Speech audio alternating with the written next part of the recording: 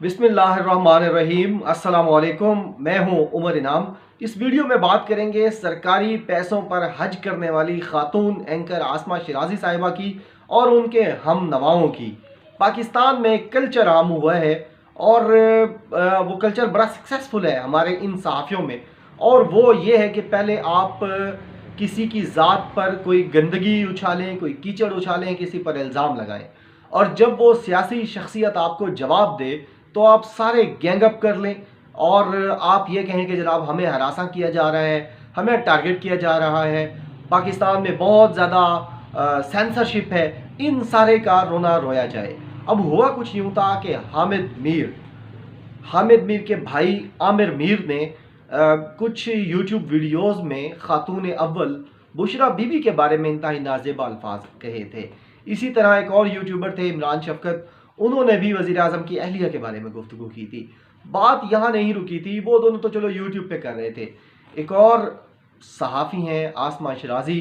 जो यानी बड़ी जो है चादरें शादरें लपेट के अपने आप को दीनदार भी साबित करती हैं। दीन करना भी चाहिए, हर किसी का हक है, लेकिन कितनी बड़ी मुनाफ़कत है कि आप बतौर ख़ातून, आप ख़ुद ख़ातून हो, लेकिन आप एक ऐसी ख़ातून को सियासत में घसीटें और सियासत करने के हवाले से आप अपने टुकड़े और अपने लुक़मे जो आपको फेंके जा रहे हैं उनको हलाल करने के लिए आप एक ऐसी ख़ातून का नाम लें जो सियासत में नहीं है, वो किसी की ज़िंदगी में नहीं है, वो कोई किसका लेना देना नहीं है। हाँ, वो दीनदार है, वो दीन को पसंद करती है, लेकिन आप भी दीन का लिबादा ओढ़ कर एक ऐसी खातून को टारगेट करती हैं जो दीनी जो दीन के साथ कुर्बत रखती हैं और जो दीनी मामलात में बहुत आगे तक हैं। बुशरा बीबी के हवाले से जो कॉलम लिखा था आसमा शिराजी ने, इन यूट्यूबर्स की और आसमा शिराजी की बाज़ गश्त सुनाई दी हमें सुप्रीम कोर्ट ऑफ पाकिस्तान में। और सुप्रीम कोर्ट में जब ये केस सुना गया तो जजेस ने कहा कि वज़ीर आज़म की खातून के बारे में ये जो जिन्नात वाली बात है और जादू टोने वाली बात है, ये इंतहाई घटिया है,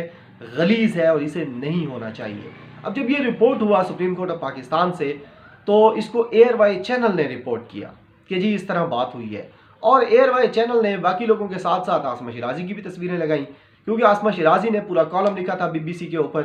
कि अब जादू टोना किया जाए, सुइयाँ चुभोई जाएं या पुतले लटकाए जाएं, कुछ नहीं होगा। तो जब उनका नाम लिया गया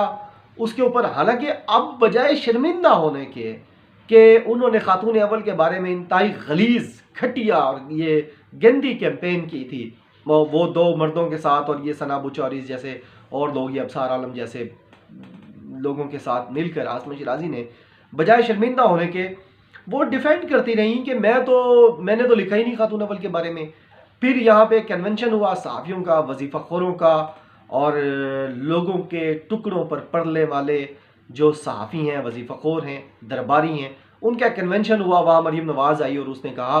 कि ये देखें जी आसमा शिराजी साहिबा बैठी हैं, इन्होंने एक कालम लिखा और उस कालम के ऊपर जी बड़ी तनकीद हुई और वो कालम हालांकि इनका ठीक था। यानी जिस बात पर आसमा शिराजी डिनाई करती नहीं, उस बात को इम्पोज किया मरीम नवाज़ ने आसमा शिराजी के ऊपर, यहाँ इस्लामाबाद में एक कन्वेंशन के ऊपर, जिसमें लाखों डॉलर्स इमदाद ली गई। पाकिस्तान में काम करने वाली गैर मुल्की NGOs ने फ़ंड किया, एम्बेसीज़ ने फ़ंड किया पाकिस्तान में जो काम कर रही हैं, और वो कन्वेंशन सहाफ़ियों ने करवाया, थोड़े बहुत पैसे लगाए, बाकी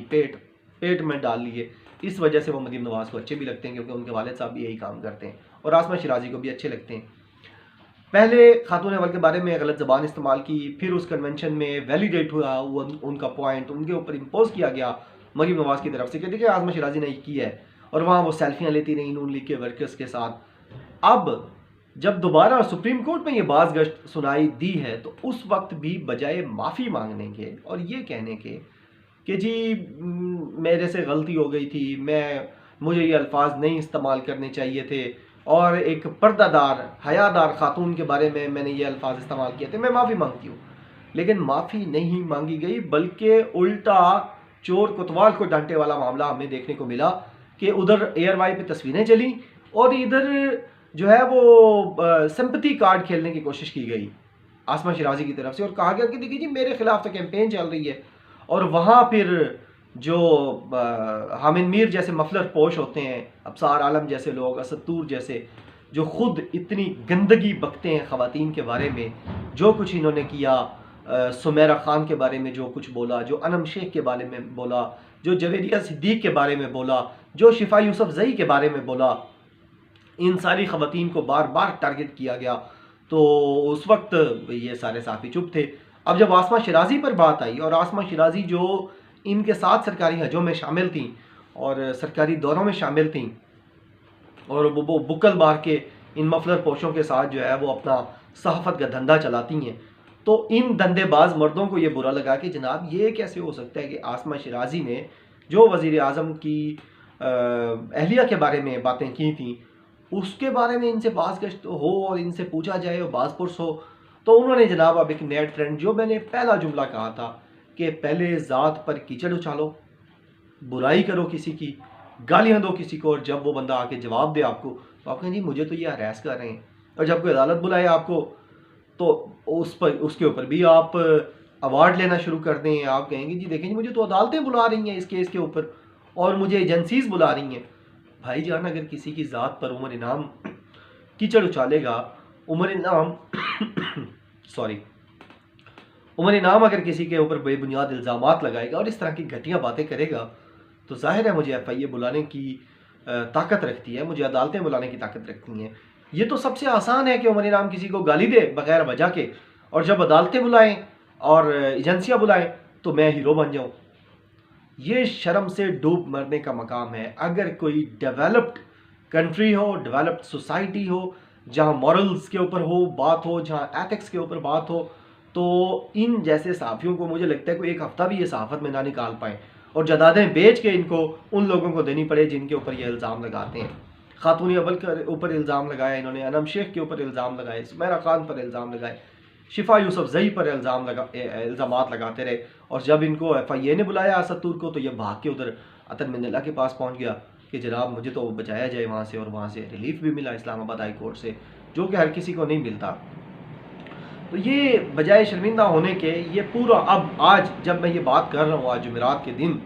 तो उस वक्त भी ये गैंग अप होकर दोबारा अबसार आलम की ट्वीट्स देख लें, असतूर की देख लें, हामिद मीर की देख लें, अंबर शमसी, और ये सारे लोग ये मिलकर दोबारा आसमा शिराज़ी को हीरो बना रहे हैं।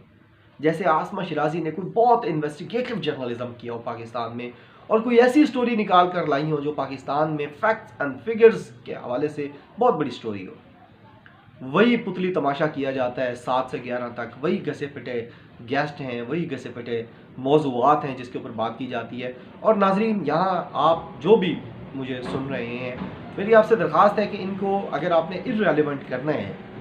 तो कम से कम ट्विटर के ऊपर आप एक चीज़ देखें कि आप इनको रिप्लाई ना करें। ये मुतनाज़ा ट्वीट्स करते ही इसलिए हैं, ये मुतनाज़ा चीज़ें करते ही इसलिए हैं कि ये ट्विटर के ऊपर रेलेवेंट रहें। लेकिन जब आप इनको जवाब नहीं देंगे, इनको अनफॉलो करेंगे और इनको आप रिप्लाई नहीं करेंगे, रीट्वीट कोट ट्वीट करके आप इनको जवाब नहीं देंगे, तो मेरा यकीन मानिए कि ये कुछ अरसे तक जो है ये सीधे हो जाएंगे। और ज़ाहिर है इनके लिए सबसे बड़ी बात एक वो टुकड़े और दूसरी अटेंशन है, और अगर इन दोनों की बात चले